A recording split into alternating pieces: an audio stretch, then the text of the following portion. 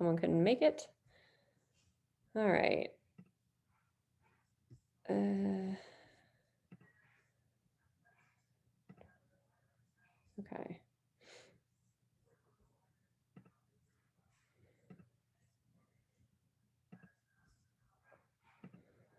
Okay, so you should be able to see the course homepage on Canvas now. If you haven't filled out the student responsibility agreement, you have to do that for the lab too, as well as the lecture.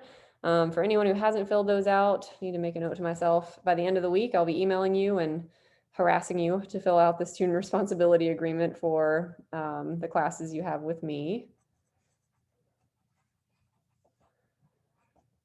Okay, so here you'll see the layout of the semester. So there's typically every week we'll have labs. There are a few weeks in here where we don't due to those reading days they put in or symposium, I think that's this, I don't remember. There's no lab on the week of the 19th of April or the 1st of March. So keep those in mind. And this lab week is, these are Monday dates since I have a Monday, Tuesday, and Wednesday section of the lab. So that just kind of simplified it. So this is the week of. So we didn't have lab the first week. We are going over exercises 1 and 2, a lot of which we've covered already in lecture. And you guys have actually seen all of it now as of this morning in lecture. And then over here, so these numbers refer to the lab manual exercises. Next week, hopefully I'll be able to be back by Monday and we can actually do this chemistry review. This chemistry review lab is not in your lab manual, so I'll give you the material for that so you don't have to prep for it at all in any way. After that, we're going to combine a couple more labs, 3 and 5, and then finish up with the skin lab, which shouldn't take too long. And that allows us time to review for the first practical. So there are 3 lab practicals. You'll see here, I've bolded them on the schedule. I'll talk more about them as we get a little bit closer, kind of the types of questions, and we'll do some practice questions. You also have quizzes, almost every week. Basically, quiz 1 is going to cover the material you did in the previous week. So each quiz, it will be on Canvas online, and it's actually already up, and I think I made it available for you guys by the end of lab today. So it should be accessible. It's just 10 multiple choice questions over the information covered in that week's lab. So you'll need to study for it. It's closed note, closed internet, closed other people helping you. So just from your memory, you're going to take those quizzes. And they'll be open basically from your lab period until the following week. It'll close. Or you won't be able to take it. If you take it later than that, it'll be a 0. So you'll have to finish it by 1 p.m. on the week that it's listed. So here, this is the week of February 1st. So your lab will be February 3rd. So quiz 1 will need to be completed by 1 p.m. on February 3rd. And that applies to each of these quizzes. So this is the day they're due, or the lab week they're due. So the information covered is on the previous week's lab. I said that. And there's obviously no quiz when there's a practical. So you don't have a quiz over the skin lab. That's just included on the practical. And then we have a little gap here in quizzes because we don't do any labs until we start into the skeleton. So I'll try to remember to send out reminder emails each week to do the quizzes because they're kind of spread out a little funky. But they'll also show up in your Canvas. So if you have Canvas set up, and I would definitely suggest this to give you warnings about when something's due or when something is set up, that's probably a good idea in case I forget to send a reminder email. So there are 7 total quizzes, 3 practicals. And I'll show you how that breaks down on the syllabus. So here, if you go to the syllabus, you can download a PDF if you want. Here is my contact info. I know there's a couple people in here who I don't have in lecture. I guess I should introduce myself. Hi, I'm Courtney McDaniel, Dr. McDaniel.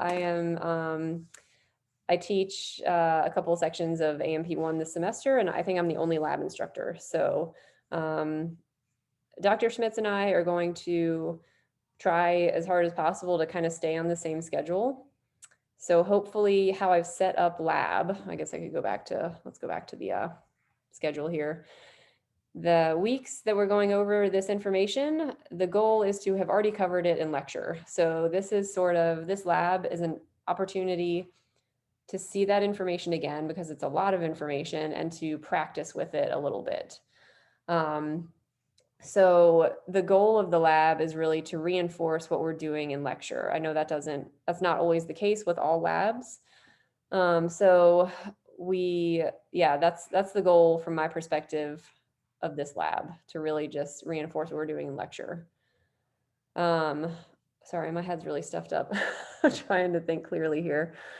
The only time where we get a little bit off is kind of as we get further into the semester. By the time we get down to the muscle system, we'll have already gone over that kind of a while back in lab. So it might seem a little bit strange, but there's a couple weeks where we don't have lab, or there's a lab practical, which sets us a little bit behind. But for the most part, this lab, especially when we meet in person, will be an opportunity to practice what you've done in lecture. It might seem sort of repetitive, but trust me, repetitive in this class is not necessarily a bad thing because it's a lot of material. And it is really self-directed. So it's sort of a self-directed lab. This is the most talking I'll probably do in lab the whole semester. So I won't do like a lab lecture. We only have an hour anyway. I won't do a lab lecture. I'll just kind of tell you guys, give you an overview of what you should be doing and learning, and then let you guys look at the materials or the worksheets or whatever we're doing. So we aren't doing any dissections.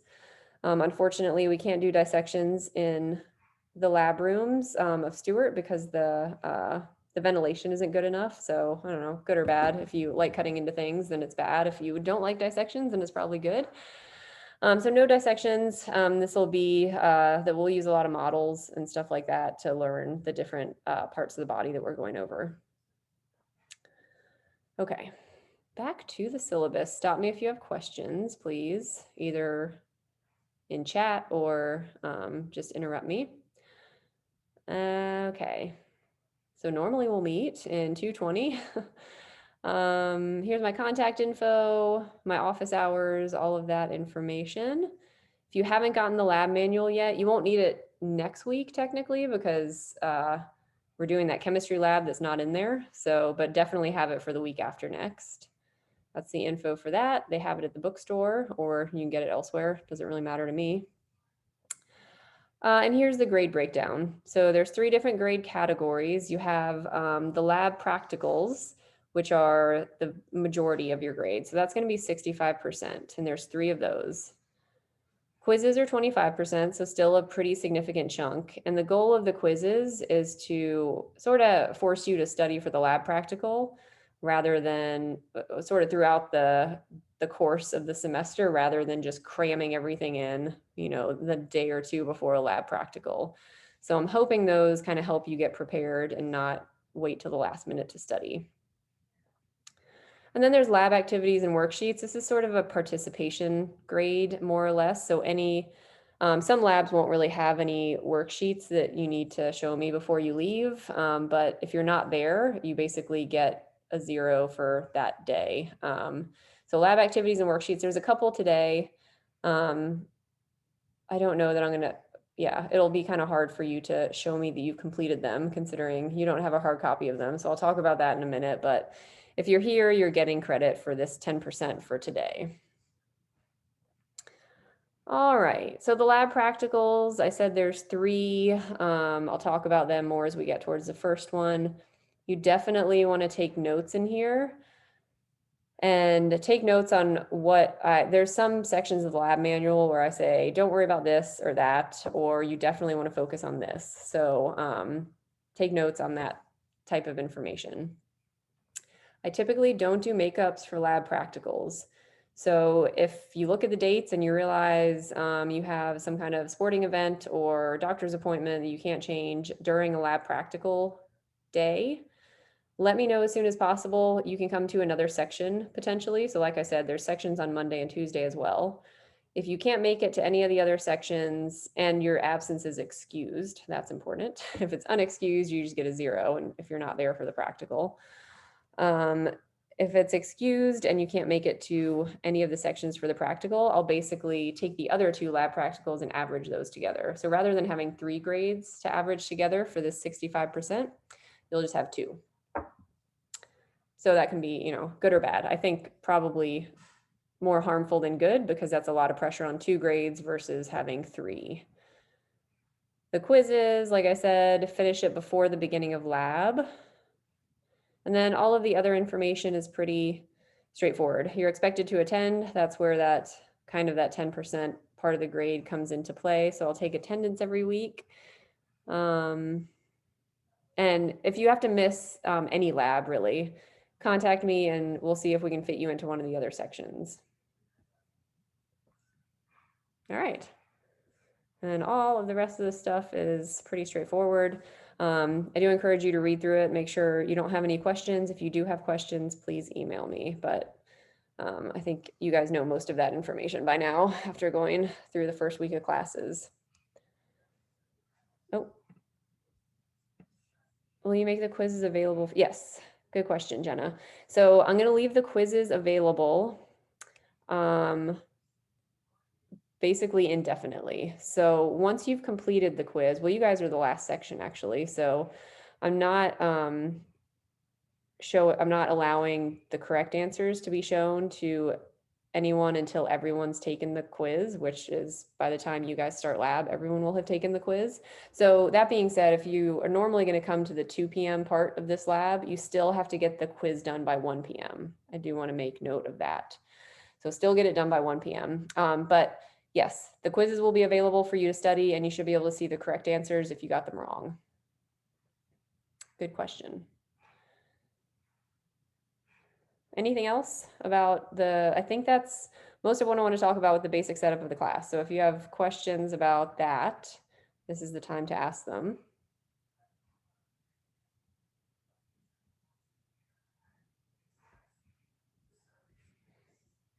Okay. Don't hear anything or see anything, but if something pops up, just ask me in the chat box. That's fine. Okay. I want to make sure I'm not forgetting anything here. Oh yeah, the quizzes. Well, you can find them under assignments here. I already have it. Oh yeah, so I made this available for you guys at 2 p.m. So you can take it right after this if you want. I would suggest studying ahead of time, so don't take it right away. And then the due date, February 3rd at 1 p.m. So that's where you can access the quiz. I'm not requiring lockdown browser, so I am trusting you to not use notes or help or any outside help.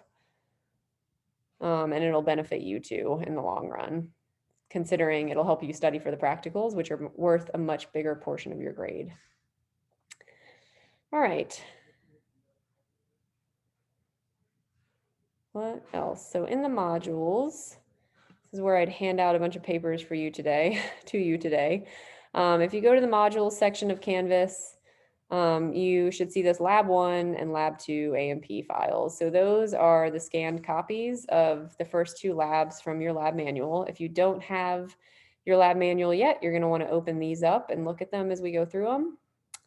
This other PDF is basically additional activities that you should complete. Like I said, I won't be checking it since we're not in person. I'm not going to make you sit here and fill in worksheets while we're staring at each other on a computer.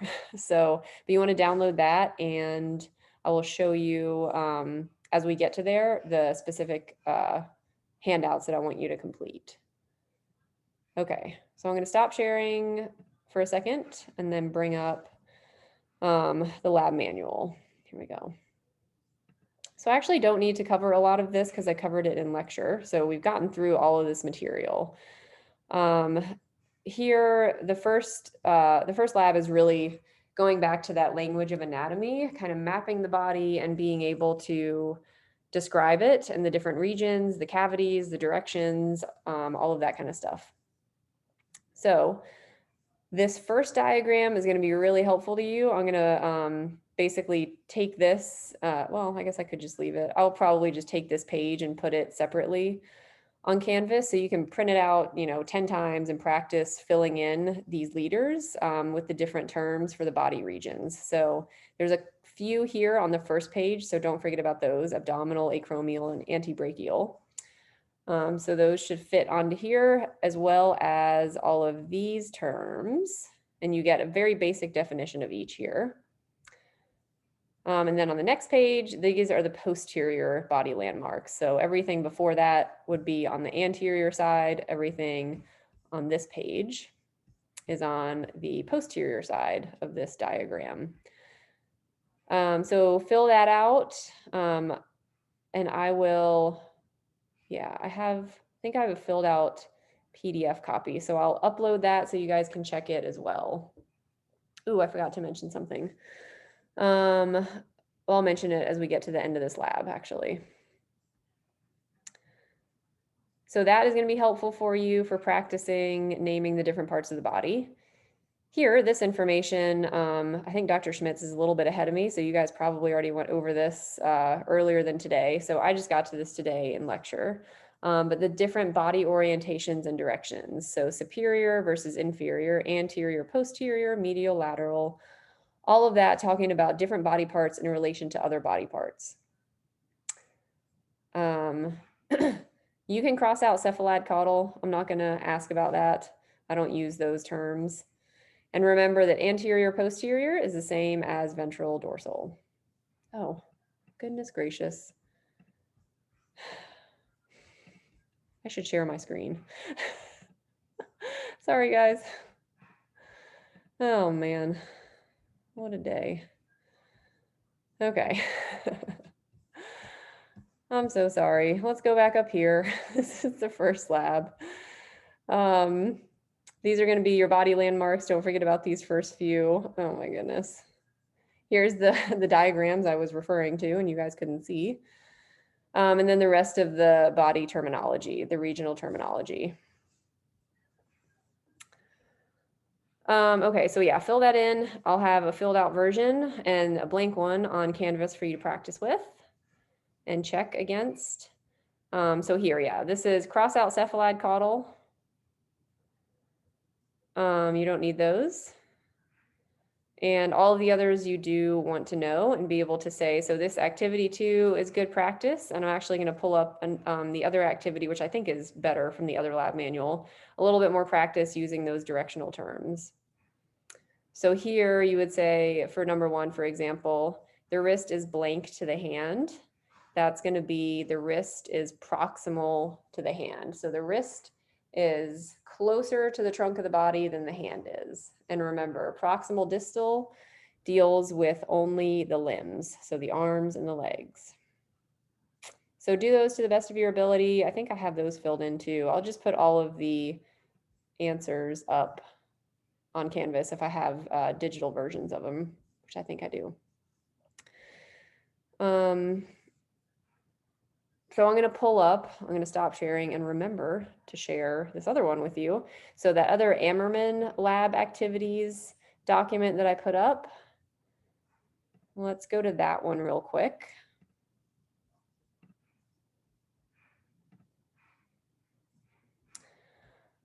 So here is just more, if these are helpful to you, kind of more descriptive definitions of each of these regional terms. So use those if you want to, if you find them helpful. And then the practice procedure 2 down here, this is really good practice for using that directional terminology as well. So fill in those blanks. This is what I was having students do in class before they left. So you definitely want to have that done. I don't have a filled in version. I'll actually try to create that this afternoon so I can upload that so you guys can see the answers because I let them check it in lab. So I'm going to make a note to myself to do that.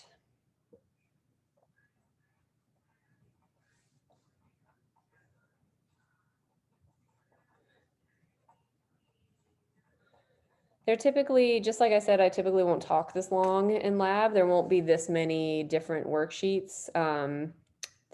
These two labs just kind of lend themselves to a lot of worksheets actually. So, and I think it's good practice. Okay. All right, we're gonna go back to the lab manual, our lab manual. That, okay. Hello. Okay. So you guys should see our AMP lab manual again with the planes on the top. Holler if that is not the case. All right, so these planes, I just went over them this morning, and Dr. Schmitz has hopefully gone over them, but you want to be able to identify if I show you like an image like this, what kind of plane it is. So there's the median or mid-sagittal down the middle section separating the body into a left and right side, the frontal or coronal, which is separating the body into a front and back side, and then the transverse plane basically cuts a body parallel to the ground, so right in half. And that allows us to see organs from different perspectives. That's the whole idea behind these planes. So it's used a lot in medical imaging. Don't worry too much about, these section specimen examples. We're gonna go right past that and then into the body cavity terminology. So body cavity terminology I covered today as well in lecture. You wanna know the names of these different cavities. And for labs specifically, you want to know the organs within each of these cavities. So the cranial and spinal cavity are going to be the easiest. The cranial has the brain, spinal cavity has the spine, or vertebral cavity, sorry. It goes by both, spinal and vertebral. So learn the names of these different cavities, and then in addition to that, so be able to point them out on a diagram that looks like this. And then in the next section, specifically within the abdomen, you want to be able to point out some of the main organs that are found as we break down the abdomen into the quadrants, as well as these 9 different regions. So here you can see a drawing of and labeling of the organs that are found in each of these regions. A lot of them go between multiple regions. So the large intestine kind of goes through, I think, 3 or 4 different regions here. So you'll see large intestine. Do they call it large intestine or colon? So the large intestine is the same thing as the colon if you see those terms used interchangeably. Oh.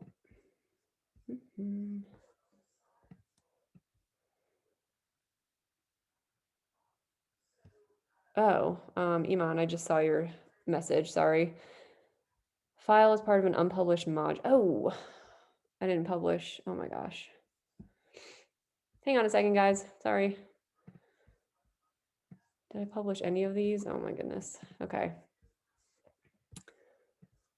That is published. That was for demo 3. I'm sorry, guys. I am falling apart here.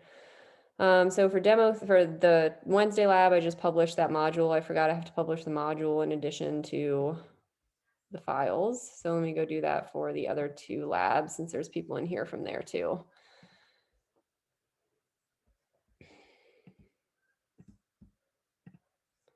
Okay, that one. And O2.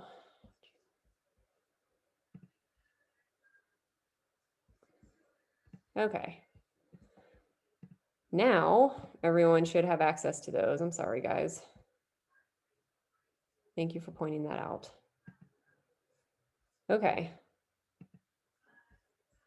So back to this. Oh my goodness, I might have to move. My computer might die. Okay, so we have these different regions of the abdomen. And back to so this is a pretty good diagram of that. There's a helpful kind of organizational chart in that Ammerman manual. So I'm going to go back to that real quick. The Ammerman file.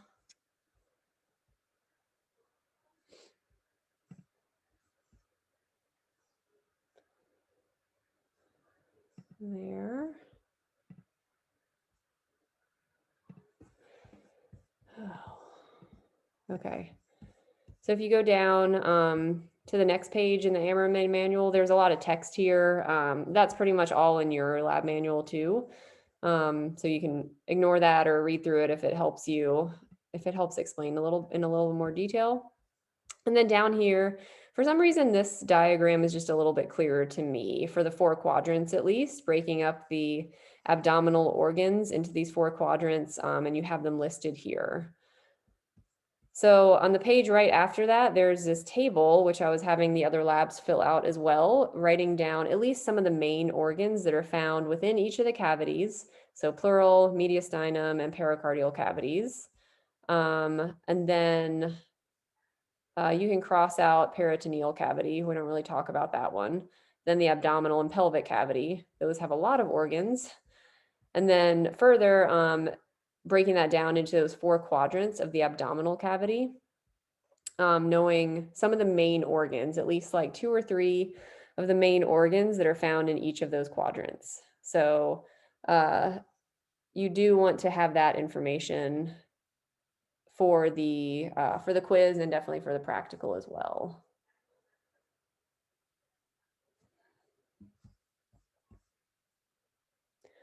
All right, while we're on the Ammerman lab manual, so I don't jump back and forth, the rest of this is really for your benefit. So I put into the organ systems, that's our next lab, but I think having kind of an image of the organ system, so the bone, the skeletal system here, you can write the main organs and the main functions. In your lab manual, it is just a table, which has all of that information, but I think organizing it and writing it separately on your own can be really helpful. So that's why I put this piece of paper or this activity here.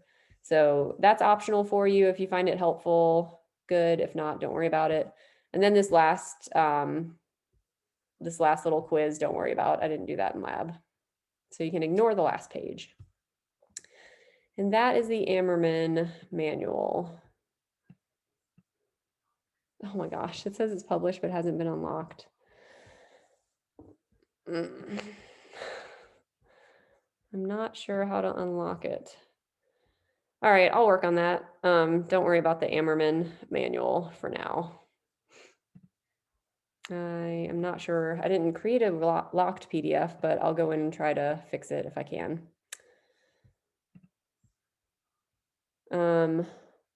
If I can't, I will just email it to you guys. Yeah, so you have that.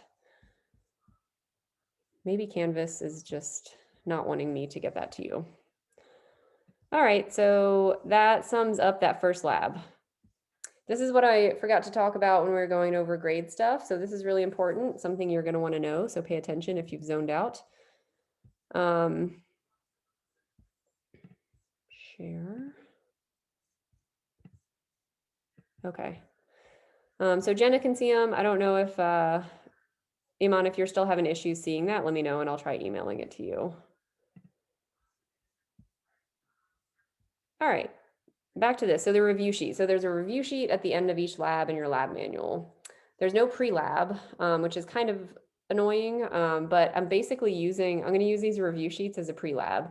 So for any of the upcoming labs other than next week, because it's not in your lab manual, if you fill out these review sheets prior to the lab, so by the time lab starts, I will check and make sure you did them and filled them out, and you'll get 1 bonus point for each one of those lab review sheets that you fill out on the practical.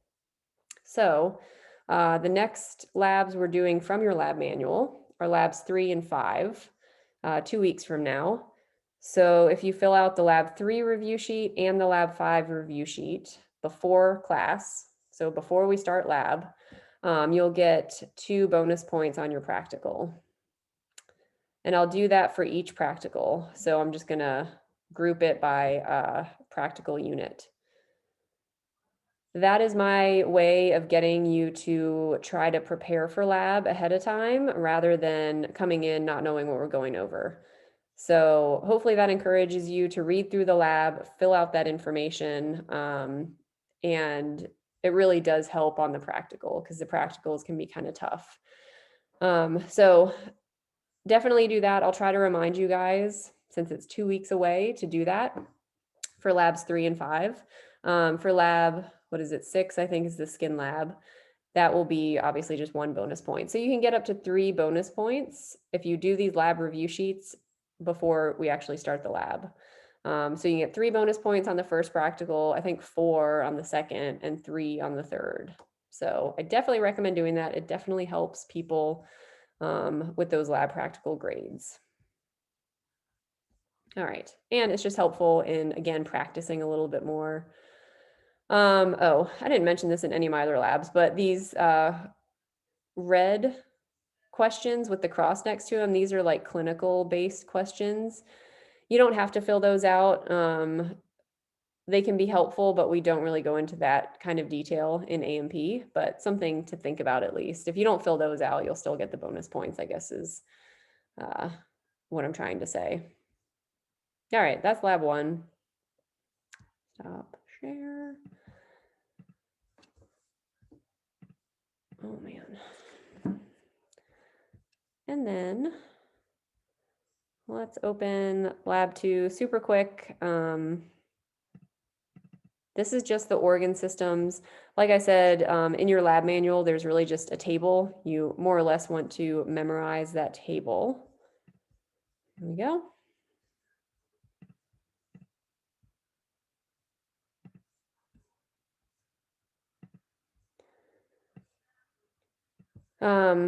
Okay, so the organ systems were covered in lecture. We are not doing dissection, so ignore the rat dissection. This is the table you want to focus on. So this is the table I think that is helpful to put into that Ammerman lab manual with the images and the boxes next to each of the organ systems that says main organs and main functions. So you want to know the name of all of the organ systems, the major organs, as well as some of the main functions. So the main functions are going to be sort of the first bullet point. And the main organs, a lot of these are kind of smaller. So I'm going to focus on the big ones that at least most people I think have heard of. So for example, what's a good example here? So the urinary system, I'll focus on like the kidneys and the bladder. The skeletal system, I'm going to focus on the bones. The nervous system, really brain and spinal cord. So you don't have to memorize every single organ, just kind of those main ones. And then have a good idea of the overall functionality, like the main function of each of the organ systems. Okay. So rather than just staring at that table, I think it's really helpful to take notes on it. And if that Ammerman part helps you, that Ammerman lab manual, then use that. You can look at the rat dissection pictures here if you want to for the different organs. That can be helpful. That is up to you. And then you don't have to fill this part out, but it could be helpful again. I think this is mostly covered in that in the table as well. So this just asks you to put the main organs for each of these organ systems, and then it has a diagram here. But that's really covered when, I mean, most of this stuff is in the abdomen anyway, so it's mostly covered in that abdominal section. All right, and then the review sheet, you guys don't have to fill out these review sheets. Obviously, you won't get bonus points for these two since we've already gone through the lab, but they are very helpful. And I would definitely suggest using them in order to study for the quiz before you take it. And that wraps up what we were going to be doing in lab this week. You don't have to obviously show me any of the work that you've done for this week. I am going to take some time this afternoon and put a lot of those answers up on Canvas for you. I would say try it on your own first. It's much less useful just seeing the answers and writing them down versus actually trying to do them yourself. But I'll put them up so you can see them, so you know if you're right or wrong as far as the quiz is concerned. Okay. So yeah, this is the point at which I'd say, okay, finish those worksheets and then you can leave. But that is all I have for you guys for today. Do you guys have any questions? And I apologize again for the first lab meeting being virtual.